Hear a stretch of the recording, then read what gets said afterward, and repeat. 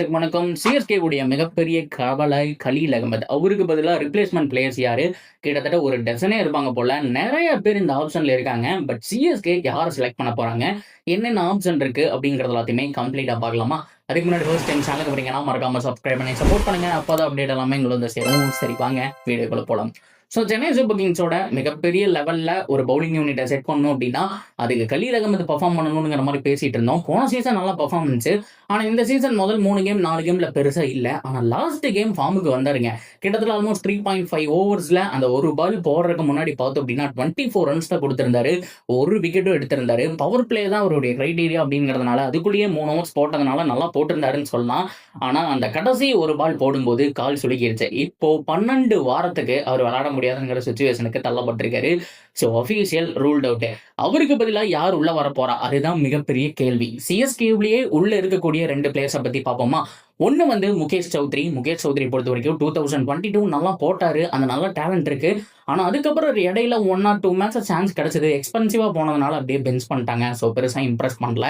So இன்னொன்னு ராமகிருஷ்ண கோஸ். Most wait பண்ணக்கூடிய ஒரு என்ட்ரி அப்படின்னா அவர்தாங்க. சோ அவரோட என்ட்ரிக்காக தான் வெயிட் பண்ணிட்டு இருக்காங்க. பிகாஸ் நீங்க பாத்தீங்க அப்படின்னா ஒரு all rounder at the same time 145 plus போடக்கூடிய ஒரு பவுலர். மகாராஷ்டிரா கோட்டா ருத்ராஜுக்கு நல்லாவே தெரியும். ஸோ அங்கிருந்து வரக்கூடிய ஒரு ஆள் தான். ஸோ அதனால வந்துட்டு உங்களுடைய பர்ஃபார்மன்ஸ் எல்லாமே பார்த்து தான் அதை எடுத்திருக்காங்க. ஸோ போன வருஷம் முடிஞ்சும் இந்த வருஷமும் அவங்க ரீடைன் பண்ணியிருக்காங்க அப்படின்னா இவருடைய டேலண்ட் பார்த்து தான் சான்ஸ் கொடுப்பாங்களாங்கிறத பொறுத்திருந்து பார்ப்போம். இதெல்லாம் ஒரு பக்கம் இருக்கும்போது என்னதான் வெளியில போனாங்க அப்படின்னா அவங்களுக்கு பதிலாக ரிப்ளேஸ்மெண்ட்டாக ஒரு பிளேயரை எடுக்கணும் இல்லையா? ஸோ அப்படி பார்க்கும்போது என்னென்ன ஆப்ஷன் இருக்கு அப்படிங்கிறத பார்க்கலாமா? நம்பர் 1 ஆகாஷ் மத்வால். மும்பை இந்தியன்ஸ் உடைய பவுலர். நிறைய டெத் ஓவர்ல போட்டு பார்த்திருக்கோம். நல்லா போட்டு பார்த்திருக்கோம். சர்ப்ரைஸ் என்ன அப்படின்னா இந்த தடவை ஒரு அன்சோல்ட் ஆனது தான். எனக்கு தெரிஞ்ச ஒரு ஏதாவது ஒரு டீம் போயிருக்கலாம். சிஎஸ்கேவே எடுத்திருக்கலாம். இல்ல மற்ற டீம் மும்பை எடுத்திருக்கலாம். மும்பைக்கே பார்த்தோம் அப்படின்னா இப்ப தீபக் சகர், சர்துல் தாக்கூரை விட்டா ஆள் இல்லைங்கிற ஒரு சிச்சுவேஷனுக்கு போயிட்டாங்க. அவங்களே எடுத்திருக்கலாம். ஸோ ஆகாஷ் மத்வால் உண்மையாலுமே ஒரு குட் பவுலர். சிஎஸ்கே உடைய ஃபர்ஸ்ட் டார்கெட் அவர் மேல இருக்கிறதுக்கான சான்ஸ் இருக்கு. நம்பர் 2 இசகி முத்து. நீங்க பார்த்திருப்பீங்க. ஸோ டிஎன்பிஎல்லாம் பார்த்திருந்தோம் அப்படின்னா ஸோ நல்லா போட்டிருக்கிறாரு. ஸோ நல்ல ஒரு பவுலிங் எக்கானமி நல்லா இருக்கு. அட் த சேம் டைம் பார்த்தோம் அப்படின்னா அந்த பேஸ் ஏத்து அப்படிங்கிறது வந்துட்டு சூப்பரா இருக்கு. இந்த லிஸ்ட்ல நம்ம தேடி பார்க்கும்போது இவருடைய நேமும் இருக்கு. ஸோ இதுக்கப்புறம் 3வதா ஆர்எஸ் அம்பரீஷ் அப்படின்னு சொல்லிட்டு ஒரு பிளேயர் இருக்காரு.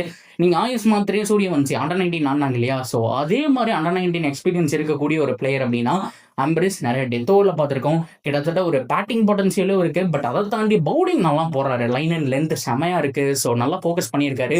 இந்த லிஸ்ட்ல அண்டர் 19 இருந்து ஒரு 18 வயசு பையன்ல பார்த்தோம் அப்படின்னா இவர் தான் இருக்கிறாரு. இவர் தான் சூப்பரா போடுறாரு அப்படிங்கிற மாதிரி தான் எல்லாருமே பேசிட்டு இருக்காங்க.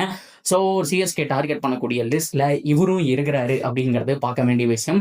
ஸோ அண்டர் 19 எக்ஸ்பீரியன்ஸும் இருக்கு அப்படிங்கிறதுனால கொஞ்சம் ப்ரெஷர் இல்லாம ஃபர்ஸ்ட் கேம்ல இருந்தே ஃப்ரீயா ஆடக்கூடிய சான்ஸ் அப்படிங்கிறது வந்துட்டு இவருக்கு கிடைக்கும். ஸோ இவரும் அந்த டார்கெட் லிஸ்ட்ல இருக்கிறாரு. அண்ட் நம்பர் 4 சிஎஸ்கேலேயே ஆல்ரெடி இருந்த சிமர்ஜித் சிங். ஆக்சுவலா ஒரு மேட்ச் நல்லா போட்டாரு. பகல் மேட்ச் பஞ்சாபுக்கு அகேன்ஸ்டா நினைக்கிறேன். நல்லா பர்ஃபார்மன்ஸ் கொடுத்தாரு.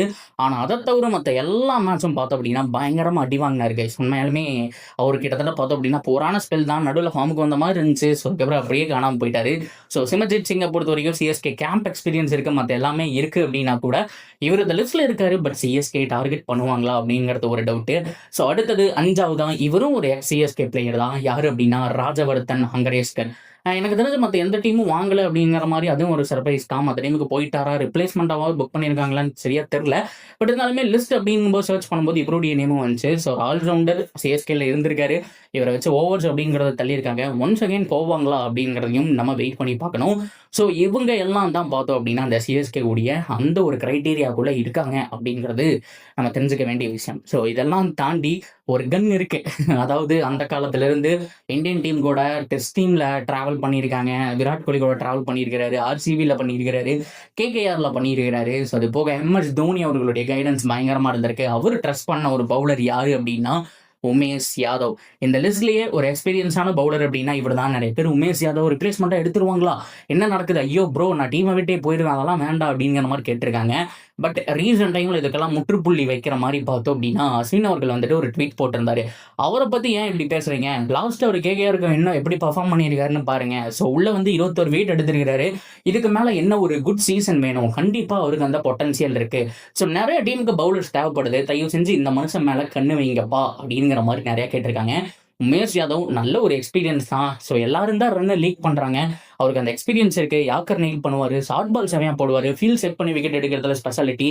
நியூ பாலும் கொடுக்கலாம், டெத் ஓவர்ஸ்லேயே ஓவர்ஸ் கொடுக்கலாம் அப்படிங்கிறதுனால ஒரு பெஸ்ட் ஆப்ஷன் தான். பட் சிஎஸ்கே யங் கன்னுக்கு போக போறாங்களா? ஸோ இல்லை, நாங்கள் எக்ஸ்பீரியன்ஸ் சைடு போக போகிறோம்.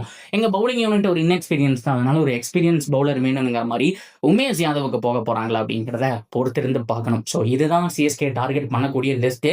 என்னை பொறுத்த வரைக்கும் ஒரு பெஸ்ட் பிக் இதில் யாரை எடுப்பேன் அப்படின்னா, ஆகாஷ் மத்வால் கிடைச்சா நல்லாயிருக்கும், அம்ரீஷ் கிடைச்சா நல்லாயிருக்கும். அது போக உமேஷ் யாதவ் இருந்தால் கூட எடுத்து தான் ஆகணும், வேற வழி இல்லை. பட் இருந்தாலுமே நான் தான் சொல்கிறேன், ஸோ மற்ற டீம்ஸ் வேற, சிஎஸ்கே வேற, அவங்க எப்படி யூஸ் பண்ணணும்னு தெரிவாங்க.